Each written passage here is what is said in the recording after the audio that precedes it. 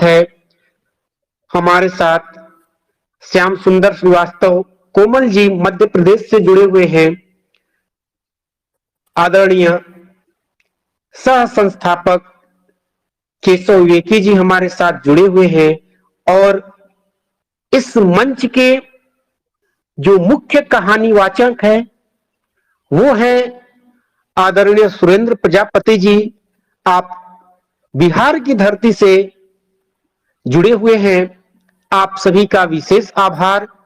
और इसी के साथ मैं आदरणीय सुरेंद्र प्रजापति जी को आमंत्रित करता हूं, आप अपनी कहानी को वाचन करें। धन्यवाद। बहुत बहुत धन्यवाद पुष्प रस्त नवनीत जी। और इस काव्य प्रहर में जुड़े हुए जितने भी कलमकार हैं, हम सबों का तहे दिल से हार्दिक शुक्रिया करता हूँ, धन्यवाद देता हूँ।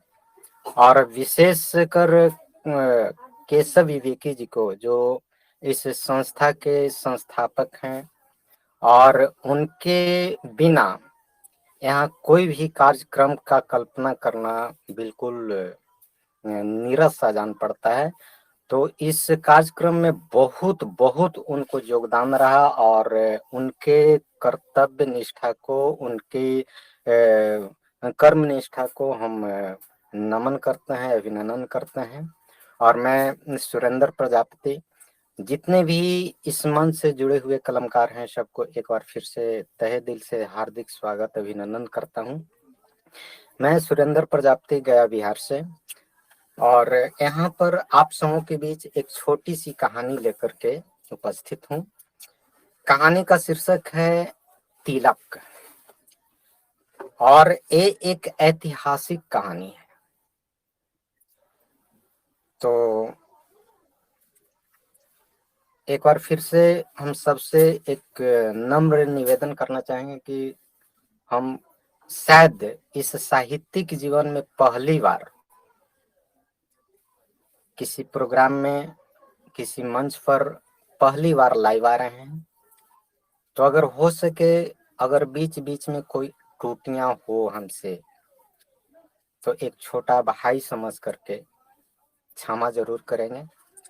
तो हम शुरू करते हैं कहानी। तिलक शीर्षक का नाम है, और ये एक ऐतिहासिक कहानी है। तो आनंद लीजिए कहानी का। मेवाड़ की धरती पर मुगलों ने आक्रमण कर दिया है। युद्ध भूमि में नगाड़े बजने लगे हैं। युद्ध का बिगुल बज रहा है। राजपूत सेना हाथ में मेवाड़ के पताका लिए शत्रु को ललकार रहे हैं। वे अस्त्र शस्त्र से सुसज्जित होकर, हाथी घोड़े पर लदकर, अपनी मातृभूमि के गौरव गान गाते, डंका पीटते, सिंह की तरह गर्जना करते, हाथियों के समान झूमते चिंघाड़ते, वह वीरवाला मुगलों की सेना से लोहा लेने चले जाते हैं। उन राजपूत वालों के अंग अंग में बिजली कौंध रहा है। बाजू तलवारों के भार को तौलने के लिए फड़फड़ा रहे हैं। नस नस में बिजलियां चमक रही है। अभिमान से उनका सीना कभी फूलता है, कभी पिचकता है। ऐसा लगता है जैसे आज ही मुगलों को अपनी देश की अस्मिता के बारे में अपने शौर्य के जरिए बतला देना चाहते हैं। वे राणा वंश के बांके लड़ाके वीर सपूत। तूर्यनाद तेज बजने लगा, नगाड़े की आवाज बुलंद हुआ। लो फिर क्या था? दोनों ओर मयानों से तलवारें निकला, और उसकी टंकारों से आसमान तक गूंज उठा। महासंग्राम है यह, भीषण युद्ध होगा। अब फिर से प्रलय की सृष्टि होगी। वह दो सल्तनतों की अपनी अपनी गौरव की पहचान थी। अब उनकी अपनी प्यारी मातृभूमि की गौरव का, शौर्य का, अस्मिता का पताका लहराएगा। मेवाड़ दुर्ग के एक प्रकोष्ठ में बैठी एक राजपूत बाला लक्ष्मी इस दृश्य को बड़ी कौतूहलता से देख रही थी। वह कुंवारी कन्या थी। रणभूमि में लहराते रक्त की भांति ही उसका यौवन उमड़ रहा था। वह मेवाड़ के एक सरदार की अकेली दुहिता थी। हृदय में उत्साह, मस्तिष्क में वही वीर वाला सा जौहर व्रत, मन में वही दारुण पुकार इस घोर संग्राम को देखने में व्यस्त थी। उसके चेहरे पर कभी कभी चिंता और उदासी की लकीरें खींच आती थी। कारण था उसका प्रीतम विक्रम नहीं था। वह सोच रही थी, क्या वे भी इन आताताइयों से मुकाबला करने योग्य नहीं है? संकट की घड़ी में वे किस कुंज में विहार कर रहे हैं? तभी कमरे में विक्रम धीरे से प्रवेश किया। विचारों में मग्न वह उसका आना न जान सकी। विक्रम एक पल तो स्थिर रहा, लेकिन उससे रहा न गया। धीरे से पुकारा, लक्ष्मी। लक्ष्मी के विचारों का श्रृंखला टूटा। वह मुड़ करके देखने लगी। तुम यहाँ? हाँ। इस थोड़े से राजपूत सेना मुगलों का मुकाबला नहीं कर सकते लक्ष्मी। विक्रम शांत स्वर में बोला। उसके अंतर में स्वदेश का गौरव नहीं, अपितु प्रेम सिंचित तृष्णा का विनोद था। फिर तुम यहाँ क्यों आए? तेरे लिए लक्ष्मी, तेरे हित रक्षा के लिए, विक्रम संकुचाते हुए बोला। मेरे लिए? हाय राम, यह क्या सुन रही हूँ? मेरे लिए इतना धीर? विक्रम, इस संकट काल में भी तुम मेरे पास आए हो? लक्ष्मी प्रतिरोध की। हाँ लक्ष्मी, मेवाड़ कल तक मुगलों के हाथों में चला जाएगा। चलो यहाँ से कहीं दूर जाकर किसी शांत स्थल खंड पर शरण लेंगे। लक्ष्मी आश्चर्य और विस्मय से विक्रम को देखने लगी। फिर कुछ देर ठहर करके बोली, मेरी रक्षा के लिए इतना बड़ा अपमान? यह घोर अपमान है विक्रम। क्या तुम मेरे खातिर इतना बड़ा कायरता का काम करोगे? मेरे लिए अपनी प्यारी मातृभूमि की गौरव को भुला बैठोगे? वह जो मेवाड़ की सती सहभागिनी विजय पताका फहरा रहा है, उसे त्याग दोगे? विक्रम, यह शरीर जो हाड़ मांस का बना हुआ है, अमर तो नहीं होता ना? अमर तो होता है उसकी उज्जवल कृतियां ही। वह रुकी, फिर गंभीर स्वर में बोली, विक्रम, तुम मेरी रक्षा के खातिर आए हो ना? यदि मेरी रक्षार्थ हेतु कुछ कर सको तो जाओ, मेवाड़ पर चढ़ आए दर्प दलितों से मुकाबला करो। अपने देश के दुश्मनों को लोहे चना चबा दो, तभी तुम मेरी रक्षा कर सकते हो।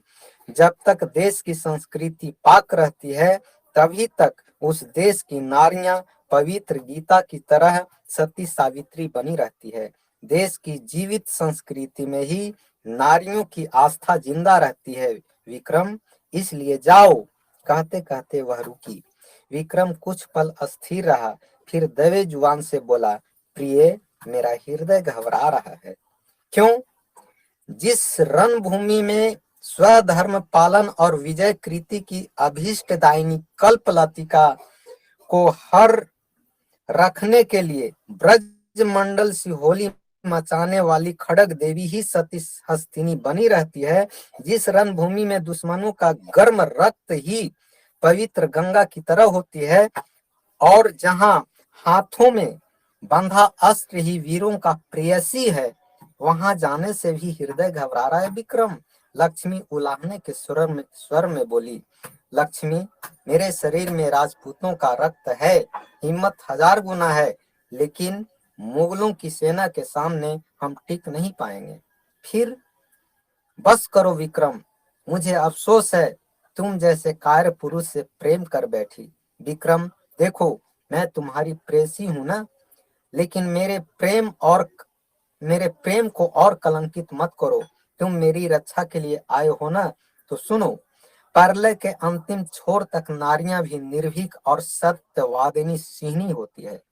वह अपनी सुरक्षा आप करना जानती है विक्रम। पद्मा इसी राणा वंश की वीरांगना थी। चंडी और दुर्गा नारियों का ही रूप था। मैं जाता हूँ विक्रम, तुम यहीं बैठकर नजारा देखो, या अब भी किसी दूसरी प्रेयसी की तलाश करो जो तुम्हारे साथ भाग जाए। लक्ष्मी नफरत से बोली और उठकर खड़ी हो गई। विक्रम ने लक्ष्मी का वो रौद्र रूप देखा जिसकी कल्पना वह चंडी और दुर्गा के रूप में कर चुका था। वह अपनी प्रेयसी लक्ष्मी के उत्साह को देखकर गर्व से फूल गया।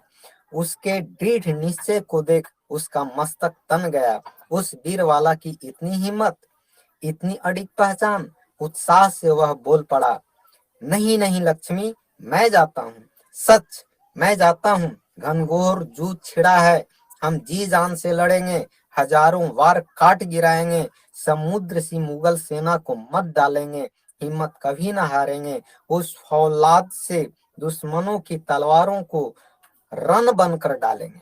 हमारे थोड़े से मेवाड़ सेना है तो क्या, पूरे साहस और पराक्रम के साथ डटे रहेंगे। अपने शरीर के पुर्जे पुर्जे रण भूमि में अर्पित कर देंगे। पुनश्च वह फिर बोला, लक्ष्मी, संसार का सारा सुख दुख तो है ही, वीरों को भी तो अपना स्वधर्म पालन और कर्तव्य परायणता का कार्य करना ही पड़ता है, लेकिन जाते जाते एक व्रत करना होगा तुम्हें। विक्रम लक्ष्मी के चेहरे पर दृढ़ इच्छा शक्ति के भावों को देख रहा था। क्या वह सौभाग्यशाली बोली। हर्ष और विस्मय से, हर्षातिरेक से वह फूल उठी और वह ऐसे देखने लगी विक्रम को जैसे वचन दे रही हो, बोलो, मैं सुनने को तैयार हूँ, एक तिलक लगा दो। विक्रम बोला जैसे वह लक्ष्मी से अनुदान मांग रहा हो। लक्ष्मी प्रसन्नता से झूम उठी। वह झट से तलवार खींची और अपने बाएं हाथ की उंगली चीर दी। गर्म खून शोक मुस्कान के साथ फर्श पर बिखरने लगा। उसी खून से लक्ष्मी विक्रम का तिलक की और हर्ष से मुस्कुरा दी।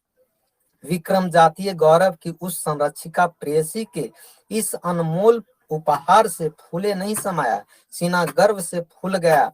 वह उछल करके सीधा खड़ा हुआ तो कवच की एक एक कड़ियां कड़कड़ा उठी। वह अभिमान से फूलता, अपने उज्जवल गौरव को गुनगुनाता और हजारों गजेंद्रों के समान एक साथ झूमता चला जा रहा था। उसका कोमल समय मुखड़ा एकाएक भयानक लगने लगा, इतना कि सामने वाले के भी छक्के छूट जाएं। पैर रणभूमि में पहुंचा और होने लगा ब्रज मंडल का वर्षा। घोड़े को वह जिधर भी बढ़ाता, त्राही त्राही मच जाता। जूत के नगाड़े और भी तेज हुए, सेनाओं में ज्वार आया। तलवारों के हुंकार से दुश्मनों के कलेजे कांप उठे। वह सेना को तितर बितर करता, चीरता फाड़ता आगे बढ़ता चला जा रहा था। कुछ ही देर में सैकड़ों मुगल को काट छाट कर रख दिया। वह अभिमानी पूरे जोश के साथ लड़ता रहा। वह अब उसका एक बांह भी कट चुका था, दूसरे में खड़ग देवी को पूरे वजूद के साथ थामे है। अचानक एक मुगल सैनिक आया और पूरे गर्जना के साथ एक सधा हुआ वार कर दिया। जवाब दिया विक्रम ने। दोनों बांकों का सिर धड़ से अलग हो गया। विक्रम के होठों पर विजयी मुस्कान था।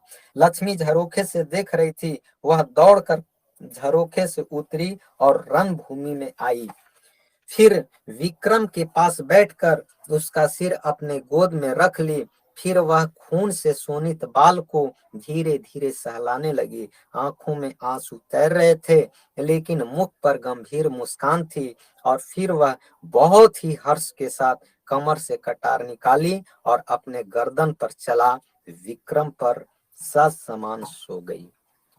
तो ये था हमारा स्वरचित एक छोटा सा कहानी। कैसा लगा? आप सारे लोग अपना कमेंट दे करके जरूर बतलाएंगे। और इसी के साथ हम पुनः विवेकी जी को मंच समर्पित करता हूँ।